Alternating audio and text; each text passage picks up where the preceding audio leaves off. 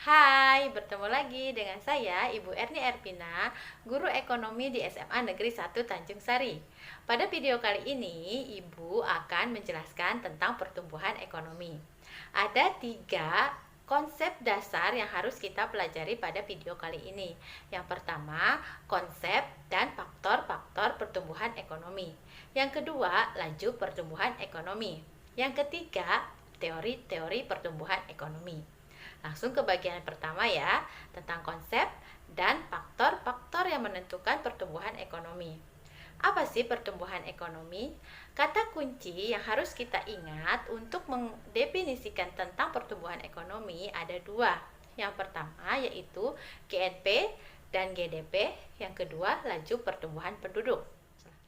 Jadi, pertumbuhan ekonomi adalah kenaikan GNP atau GDP tanpa melihat pertumbuhan penduduk. Ya, kenaikan GNP atau GDP tanpa melihat pertumbuhan penduduk.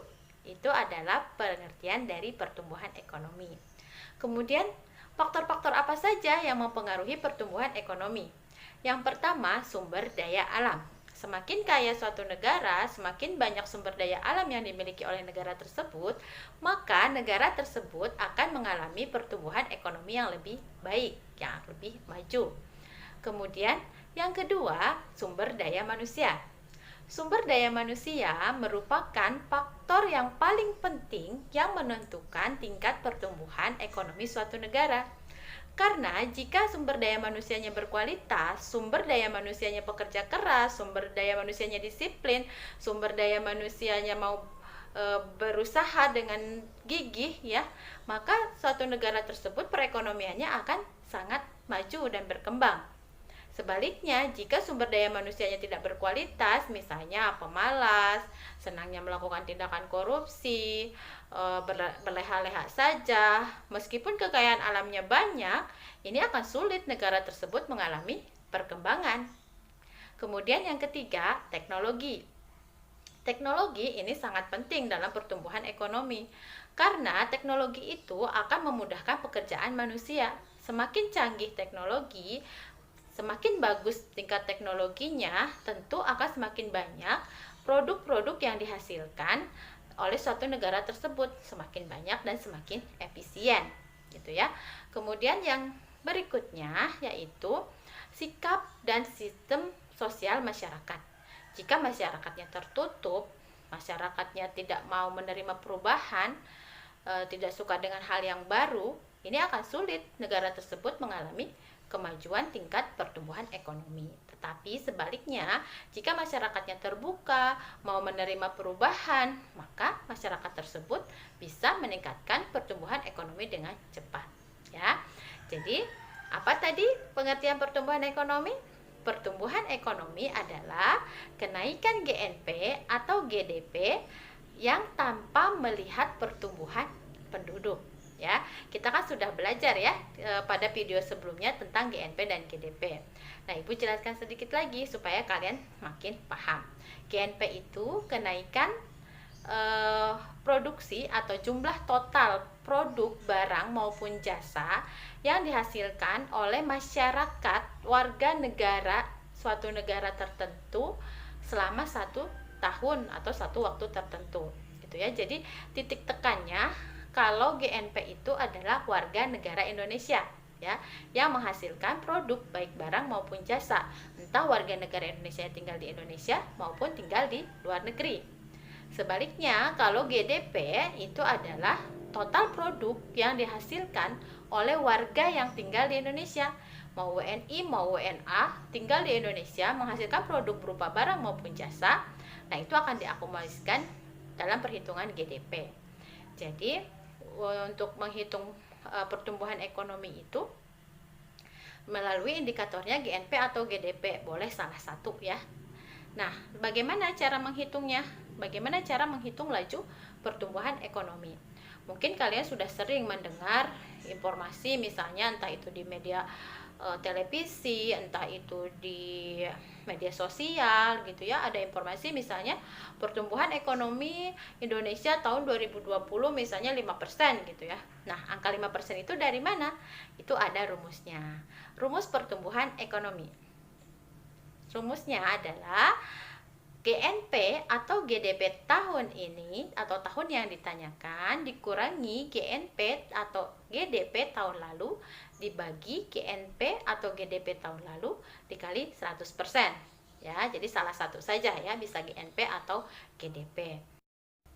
Contohnya, pada tahun 2018 negara Indonesia menghasilkan GNP 800 triliun.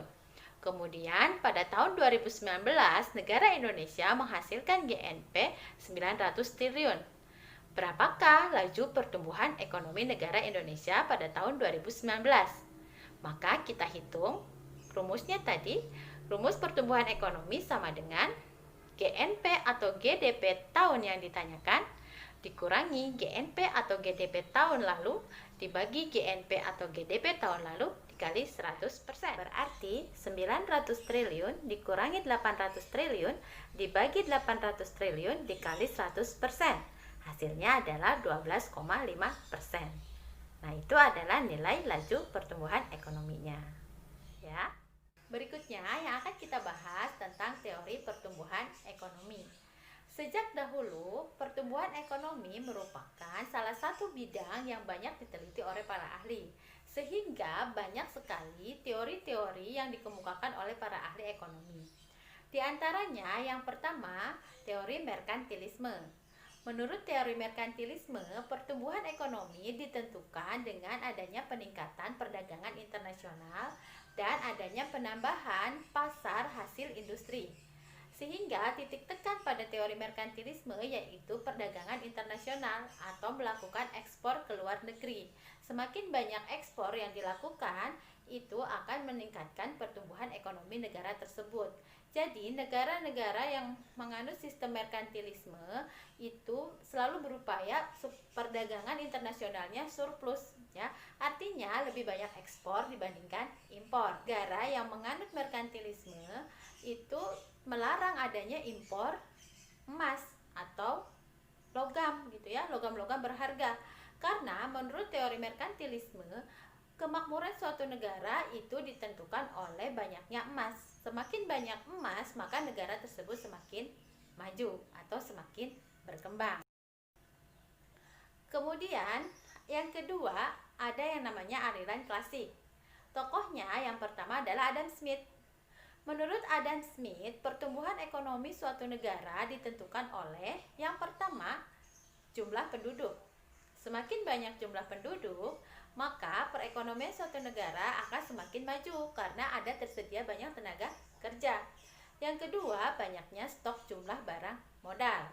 Lalu yang ketiga, luas tanah dan kekayaan alam. Dan yang terakhir, adanya kemajuan tingkat teknologi atau tingkat teknologi menentukan pertumbuhan ekonomi suatu negara.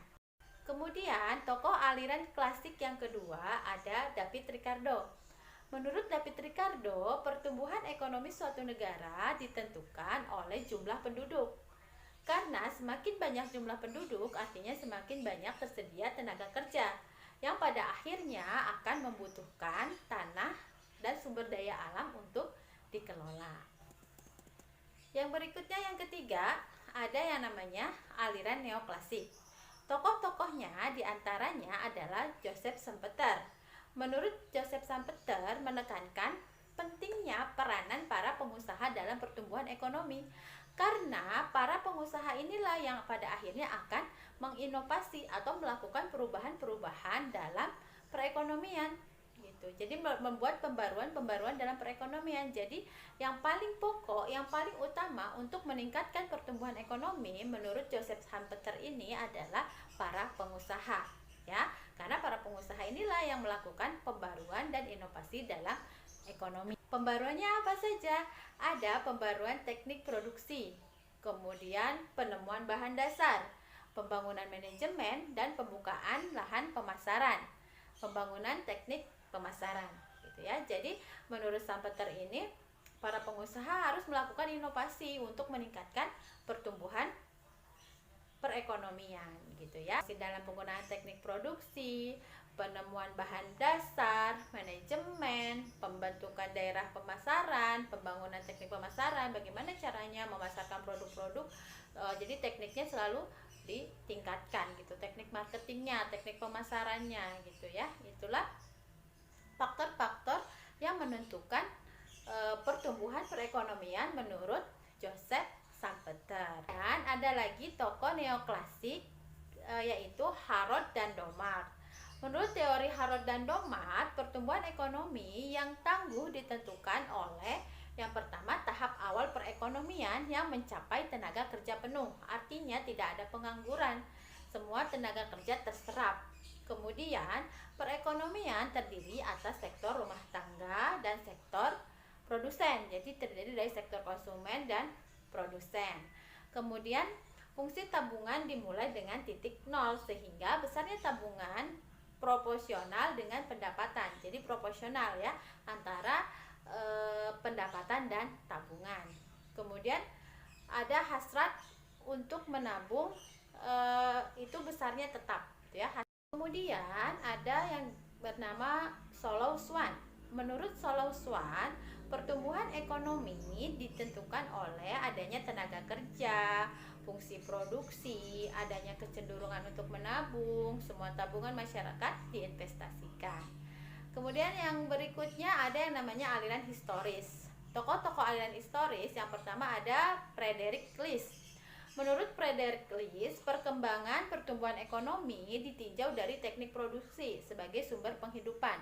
Tahap pertumbuhan ekonominya diantaranya adalah masa berburu dan mengembara, masa berternak atau bertani, masa bertani dan kerajinan, masa kerajinan industri dan perdagangan. Kemudian tokoh aliran historis berikutnya ada Bruno Hildebrand.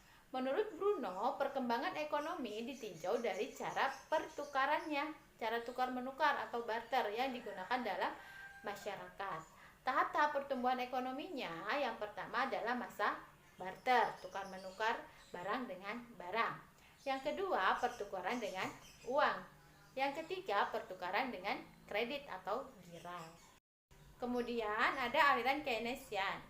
Keynes mengemukakan teori yang berhubungan dengan perkembangan ekonomi. Yang pertama, perekonomian terdiri dari 3 subjek, yaitu rumah tangga konsumen, rumah tangga produksi, dan pemerintah. Kemudian, kesempatan kerja merupakan fungsi dari pendapatan. Timbulnya perdagangan karena adanya kelebihan produksi dan adanya permintaan efektif agar tidak terjadi krisis. Tangan pemerintah perlu pada saat perekonomian stagnan. Faktor yang sangat menentukan perkembangan perekonomian adalah tabungan dan investasi. Demikianlah materi tentang pertumbuhan ekonomi. Nantikan video ibu berikutnya akan membahas tentang pembangunan ekonomi. Nanti di video berikutnya kita akan membandingkan antara pertumbuhan ekonomi dan pembangunan ekonomi. Mudah-mudahan kalian paham. Wassalamualaikum warahmatullahi wabarakatuh.